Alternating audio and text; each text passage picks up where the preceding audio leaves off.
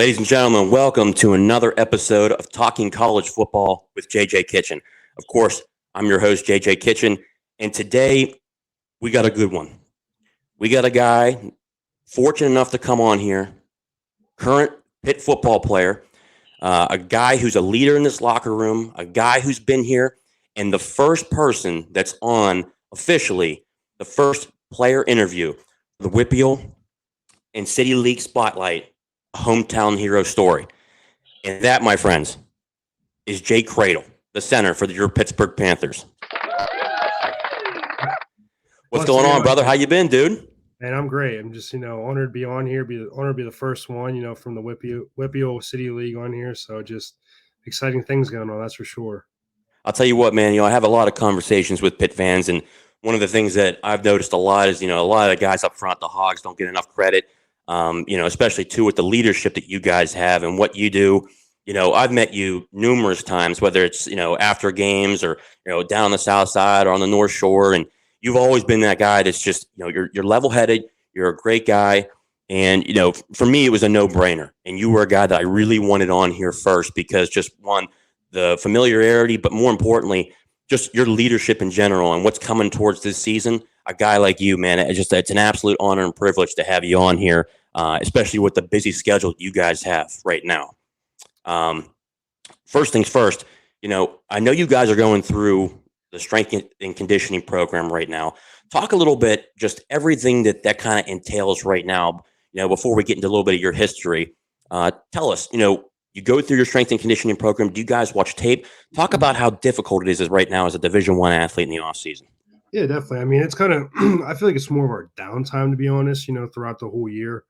We got Monday, Tuesday, hit it hard, Thursday, Friday, hit it hard. And like Wednesday is kind of like our flush run, kind of get in, like recover, just kind of get all the guys in, just recover, bond together. Like, it's like, we're not really working out, just kind of getting mobility, stretching and all that kind of stuff. But, and then, like I said, Monday and Tuesday, we're, running, competing, it's like agility stations and stuff like that. And then Thursday and Friday, do some, tempo runs and, hit some big squats and stuff like that. So, I mean, it's fun. It's, it's exciting because, we're there early in the morning, working out together, running together, just building that 2023 team, it's the most exciting time of the year for us, for sure.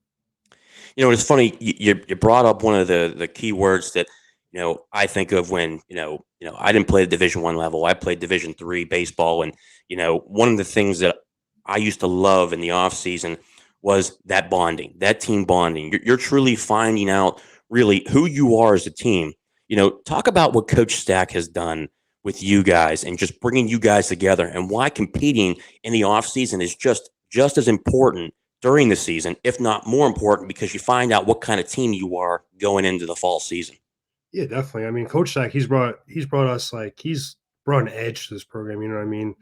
Something I wouldn't say we were missing, but something that he, brought out of us. That competitive edge and stuff like that. And he gets the best of each and every player. He develops us. I gotta be honest. Before he came, I really wasn't that strong. I was pretty weak. Wouldn't say my mindset was as strong as it needed to be, but once he got in there, he really developed me as a player in the weight room and a player like just on the field and a leader and stuff like that. So he's done a tremendous job with this program, and it's only going to get better and better. I mean, definitely excited to see what this year brings. Because each year we're getting stronger in the weight room, we're getting faster. We're getting more quick. Like, we're hitting numbers on our catapults, which tracks us. Our distance and our speed. We're hitting numbers that we have never seen before. So it's just exciting to see how he's really developed this program, and we're taking the next step. So it's something exciting to see on the field in 2023. Yeah. And, you talk about that next step and you talk about just the technology that's involved with being able to see where the records are being broken. Each year, a lot of fans talk about, man, these guys are definitely getting bigger and they're faster, and we'll get to a little bit about some of the new guys that are coming on board, especially from the WPIAL, from, Derek Davis, Donovan McMillan, and Phil Jerkovic. But I thought it was pretty funny that you brought up about speed. Derek Davis talked about in his interview, I don't know if you saw, but he talked about, he said, look, I came in here, I played in the SEC. There's a lot of speed in this room. This is a team that can compete. And it's one of the reasons why they beat Tennessee down there 2 years ago, went to overtime this past year. I mean, you guys put in the work consistently. And what time do you guys get up in the morning? Is it like, I mean, you guys are up at almost like 5:30, if not even earlier, because you guys got training early. 100%. So that's what like my each group's different. So my group on Tuesday and Friday, we get in there at probably like 5:30 for a 6:30 run, and that's the whole team. The whole team does that on Tuesday and Friday. But then on Monday and Thursday, I'm kind of a little later because my group's a 10 o'clock group, so I'm getting there around like 8:30. Like I give myself some time to eat, prepare, get fueled up for the the run and the lifts and stuff like that. But yeah, we're getting up early, and it's good. It's just get everyone there on time. Kind of set that standard. Like, hey, like we're here to work. We're not here to just mess around. Like we're here to get business done and get ahead of our day. So it's demanding, but it's awesome. It's what we all like to do and enjoy doing. Yeah. You talked about when you came in out of high school, not being as strong and I think that's really every athlete when they come in. But it brings me to one of those questions where, I think Pitt fans ask it all the time, and especially right now with everything going on in the WPIAL, and there's a lot of talent coming in and out, and there's great guys from the WPIAL committee, and we got some this year. Um, you were a guy that, I know you're not the type of guy. I know you're not the type of brag about yourself or anything like that. But Jake, you had offers from Ohio State, Purdue, Iowa, Virginia Tech, UCLA. What did you see throughout the recruiting process to say, you know what, I'm going to be one of those WPIAL hometown heroes. I want to go to Pitt. What were some of those things that you said, you know what, here's why I want to go to Pitt?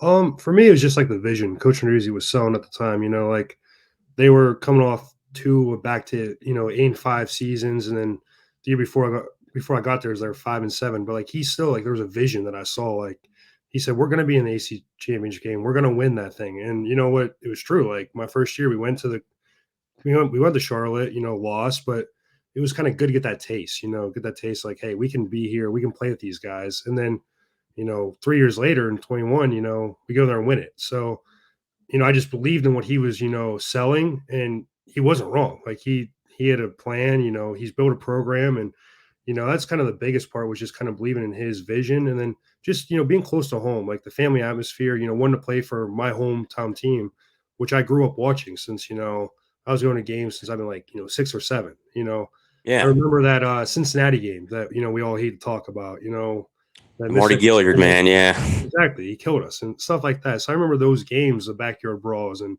I was like, look, I want to be part of this and be part of this team that, wins a championship. Because I gotta be honest with you, I look back, I'm like, what if I would have went somewhere else? I look back, I'm like, if I go somewhere else, I'm sitting on my couch watching them compete in, championship games. Like I'd be kicking myself right now. To where now Yeah. I have a ring because of it. So I'm just, really thankful I got the opportunity to come here, and then, thankful I've, been able to play. So it's been a blessing. And, I just, super excited, this year, and, we have a great opportunity to do it again. So it's just like everyone has to buy in and just be part of, this great program. And, we're getting all these Whipple kids, so that helps too. That's why like being from Pittsburgh, you have that pride. You have that pride to play for the school, play for the city. You're playing for where you're from. That's what I kind of wanted. I didn't want to go somewhere else and really not know the history about it. Like I feel like too much about Pitt. I know everything. So it's like I want to play for that pride and the people that came before me and people are gonna come after me. And that's one, just the key point, especially what you talked about there, just the pride in playing in Pittsburgh. You know, I talked to a number of people about it. I have plenty of contacts in Florida and Georgia. Um, from my personal opinion, I think it's just different. It's different playing here. It's different being from here. It's different having that mindset of, this is the city of champions. It's not like it's not something you put on a wall. It's not something that you just say and you go on to it. Was that the same thing when you guys said, this is the city of champions, but also too, when you guys broke down every practice, hey, ACC champions, did you guys truly believe that? Or were you guys seem, ahead of that? Or was that truly the vision leading up to where you go there the first time, you lost, but you had that taste like you talked about. You had that taste. You got there. You can compete with them. Pitt's back to where it should be, national relevancy. And then you get there again and you win it.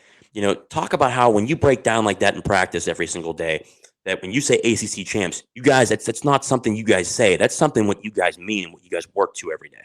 100%. And I think that's a great point you bring up. And I think back in 19 and 20, I don't know if we necessarily believed it. Hmm.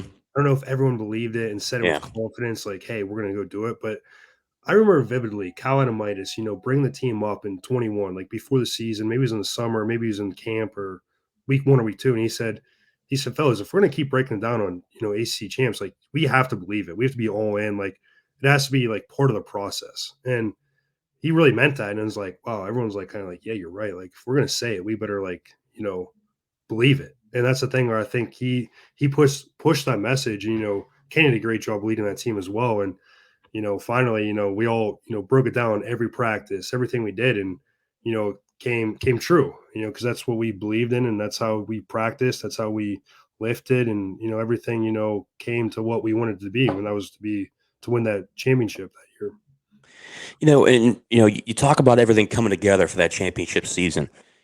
Talk about the brotherhood and the bond that you had with that offensive line that went to the ACC championship game, along with two great Pitt men, along with everybody else there, but Kenny Pickett and Nick Patti.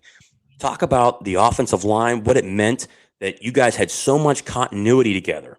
Was it a positive thing where you guys kind of knew each other like the back of your hand, and then you had trust in a guy like Kenny Pickett or even Nick Patti? If something was to happen to Kenny, you knew you had a guy like Nick behind there. Talk about that, just the relationship on that team and on that offense, especially on the offensive line. 100%. I mean, that group was probably one of this past year too, because they're the same guys, but we were together, through the days when we were on Rocks, which is the scout team, and just, grinding together there, getting the first team defense ready. So, I mean, we built that trust, and confidence together. It's where like we're finally like, look, we're playing, like we have a Heisman quarterback behind us. Like we got to do our job, protect him, and make him look good, and he'll make us all look good. So I mean, it was just that trust and belief in each other, and then just we always hung out. That was the thing. Like off the field, we're always hanging out at someone's house on a Friday or Saturday night, just building that bond, that team bond and stuff. And that really, I felt like was huge. The process, just being able to trust your brother to your left and your right, and we were super close that year. And even this past year, we were. I mean, it was the same guys, this past year as in 21. And kind of looking forward to this year, too. I mean, we lost, Marcus, Owen, Carter, and Gabe. But I mean, we have a bunch of young guys that are coming up that are, we're really close with, and just try and build that same bond we had with each other, back in those past 2 years. And then, like you said, like Nick Patti, too. Like, that's my roommate. So, I mean, we were boys since the first day we stepped on campus. That was my guy. We were together for 5 years, so I always had trust and confidence in him when he would come in and make a big play, and always help Kenny out on the sideline or with anything he needed. So we always had that confidence in Nick as well. And you kind of hit on some good points there. Especially you talked about that championship team. You guys hung out together. It wasn't something you guys just said to the media that we're close, and like every other team, or the branding that every college football team has is we're a family here. It's not like that everywhere. To the Pitt fans that are watching this, it's not. When you look at this and you hear from a guy like Jake who talks about it's not something that they said, it's something that they did. They went to each other's houses. They always hung out with each other. Nick Patti was a roommate with Jake. That's something that's just crucial. It's not, you can't be a successful team without having the continuity, the trust, and especially when you talked about what, I got to trust my guy to my left and to my right. It's, if I do my job but everybody else doesn't, the entire play falls apart. And I look at it, the offense is a lot harder. It takes one person to do something wrong where the complete play falls apart. And you talk about the offensive line, the continuity, especially going into this year. Talk about some of those young guys stepping up. You had Carter, he comes into this year, plays really the first, 3 or 4 games, ends up getting injured. You had a guy like Matt Gonsalves step up. He steps up. He's a young guy. He wasn't expected to play that much this year. He ends up having a big role. Hoy wasn't able to play as much this year. You have guys step up. You got Blake Zubovic, a guy that steps up. He steps in like he didn't even miss a beat. Talk about some of these guys that are coming up this year, especially after a guy, even Owen, having to miss time. Talk about how, those young guys stepped in, and it's almost like you guys didn't even miss a beat. 100%. That's kind of always what we preach, is just that the next man up mentality.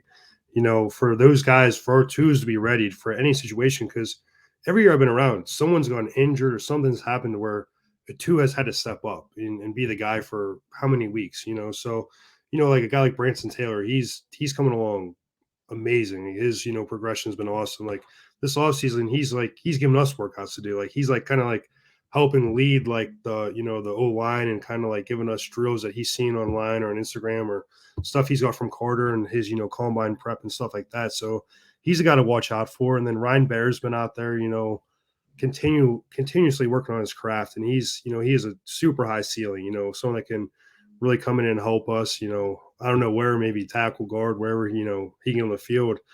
And then, you got Matt that's just, like you said, he stepped into a huge role that no one really expected him to step into. I think he expected himself, which is he just has a lot of confidence in himself and his ability. He's, one of the most athletic tackles I've seen, or played with, in my career. And then, like you said, Blake's always been that guy, that sixth guy that we've had just coming off the bench. And whenever his number's been called, he's just delivered and always been that guy that you can rely on, for anything. Like for me, like I, call the sideline, like Blake, like, is there anything that I missed or I didn't see? Or like, when he's out there with me, he's helping me make the calls, if I ever like, get stuck or something, he knows it just as good as I do. So it's like, it's nice having those guys that are working their tails off with that, great confidence in themselves and that are, going to do anything for the team.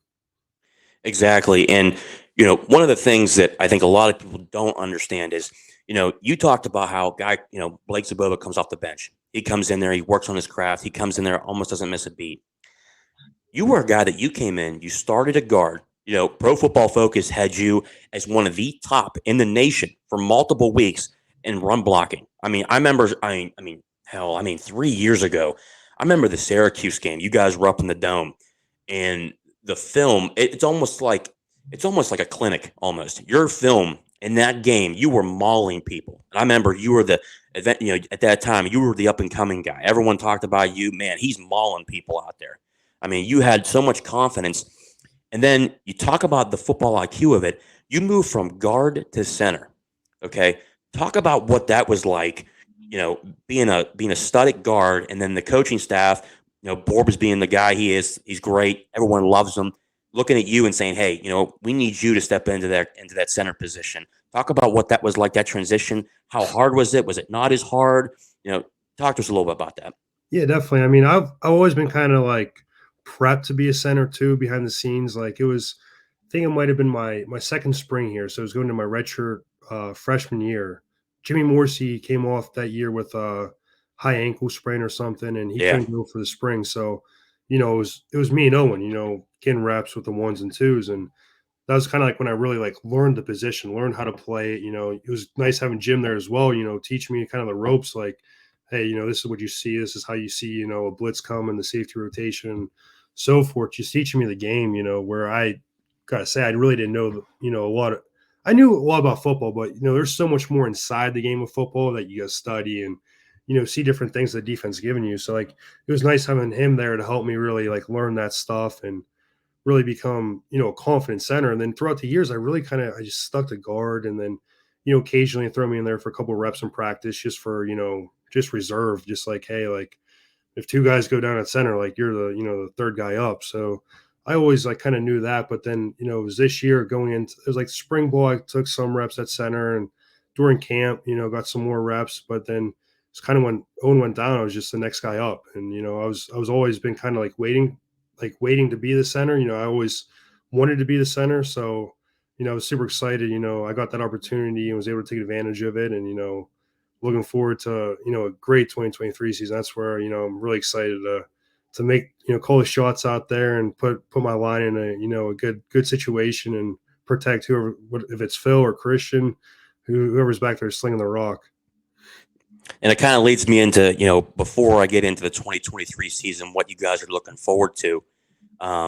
You got to talk about our guy a little bit more.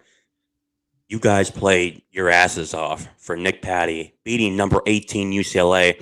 As a guy that was watching it on the TV, and I'm updating my Twitter, and you're seeing the feed, and the quarterback from UCLA, he's talking trash to Marquez Williams, and we all know Marquez. He's not going to back down from anybody. One of the most confident dudes, especially in the DB room. along with MJ Devonshire, Brandon Hill, you name it. Talk about what it was like to see Nick prepare again.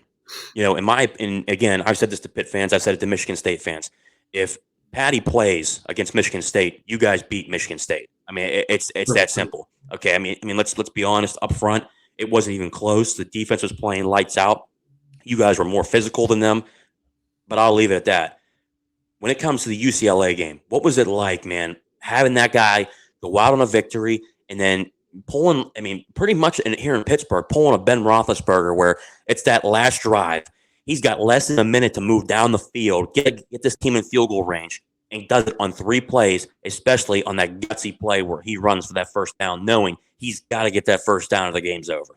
100%. I mean, that's Nick Patti right there for you. He'll do anything to win, and that's like you said against the Michigan State game. Like, I agree with you. That's a 3 touchdown win right there. Not even close. Patti, it's not even close. But no, like how hearing him be able to get the start in the UCLA game, I was excited because I've been kind of waiting for that moment to be the center, him be the quarterback for years, since Kenny left. So, but him getting that opportunity and the way he prepared for it, the confidence he radiates to the linemen. Before the game, I remember him vividly saying, like, fellas, just go out there and have fun. He's like, we have nothing to lose. He said, I'll make you right.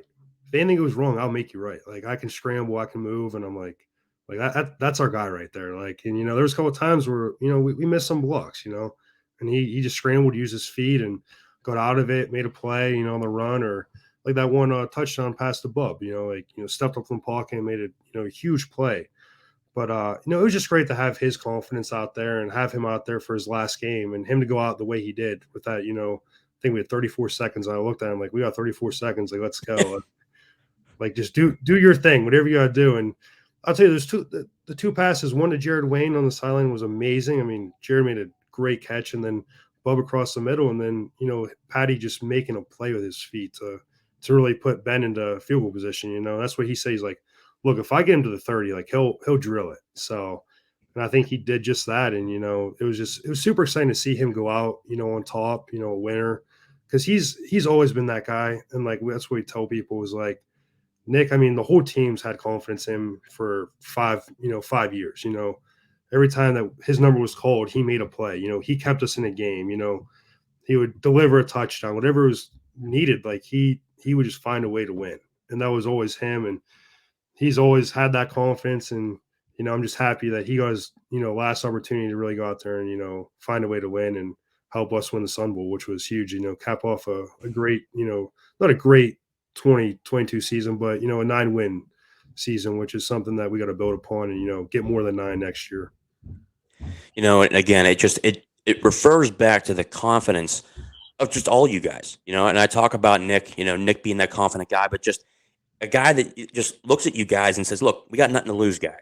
You know what I mean? It's his last game. He's worked his tail off to get to this point. He's prepared, but it just talks about the continuity of you guys and just the cohesiveness. But more important, the leadership. One of the things I try to tell Pitt fans, and I don't know if they understand it enough, there's a lot of leadership on this football team.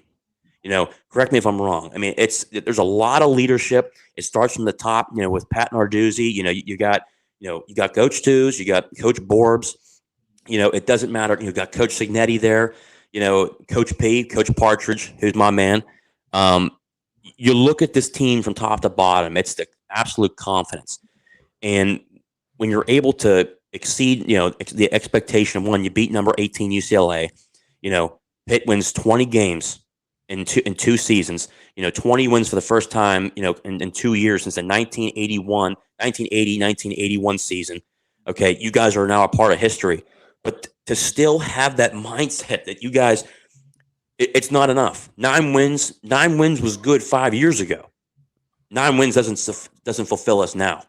And that just talks about the growth, but the leadership of you guys. It's a totally different world. And I think, like, from someone like me, and I think some of the Pitt fans, especially when you guys are in my DMs talking about it, you guys have even said, the leadership of this football team and just the mindset has completely changed from what it was, pre Narduzzi and pre Jake Kradel, pre Nick Patti, pre Kenny Pickett, you guys name it, Carter Warren.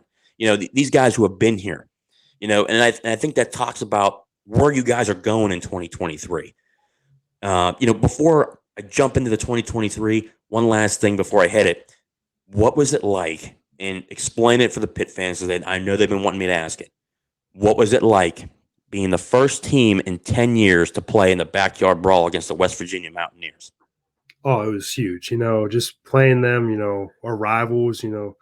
Something that I kind of looked forward to when I committed here. But we never knew it was going to happen. I think they might have scheduled it like my second year or something. So I was, really excited for that opportunity. But I mean, it's something I grew up in, grew up watching, grew up, the hatred. Like I have some, West Virginia people I know up in Butler that are just like, they're diehards. Like they can't stand us Pitt people. Yeah, But so it's like you feel the hatred, and it's awesome to be out there playing them and talking crap, and just it was good to be on the winning side of it. So yeah. I couldn't imagine, walking out there with a loss to those guys. That's just something that we're not going to do, and we're not going to accept. Like that's just the mentality we have, is like every time we get to play them, we will beat them. That's the confidence we have, and that's the mindset we're going in, down there with this year. So definitely, super excited to get them down there and be 2-0 against them in my career. I was going to say, man, it's going down to Morgantown, and I know a lot of us will be going down there, and you'll be again the first team now in 11 years, 12 years to play down in Morgantown, and it's going to be a special moment. And again, it just talks about the confidence, the leadership of what you guys have to say. The mindset is, it doesn't matter who we lose on offense or who we lose on defense. It's reloading. We're the University of Pittsburgh. We're reloading. We never rebuild. We're reloading. And going into this 2023 season, you guys have had a heck of an offseason. You guys have added a number of freshmen, especially, you got Cruz Brookins coming from the WPIAL. You got Phil Dracovic coming back. You got Donovan McMillan coming back. Dracovic from Pine Richland, McMillan from Peters Township, and then Derek Davis coming from LSU, and obviously the Gateway area where he grew up. What's it, the mindset, like you guys talked about, 9 wins wasn't good enough.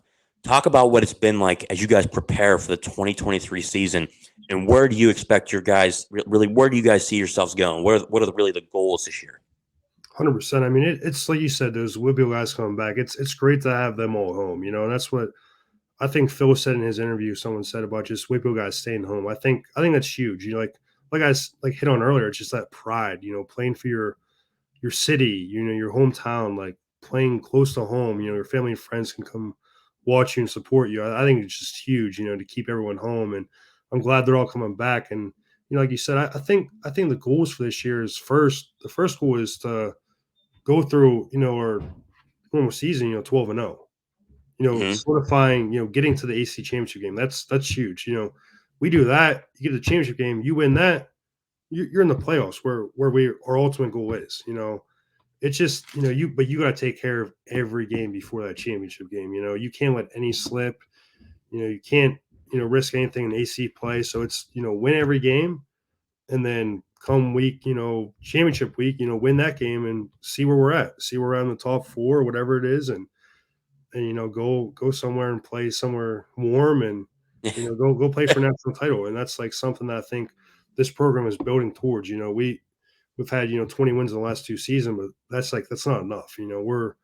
That's our goal is more than it's 12, 13, 14 wins. That's a goal, and that's something we're trying to achieve. And it just starts in the weight room. It starts in the off season. It starts with all the little details. Going to class and just doing everything off the field right. So when it comes to being on the field, we're gonna not make those mistakes. Not take care of all the little small details that take care of the big things. So that's something that we're trying to preach in the off season. It's gonna be super exciting. That's for sure.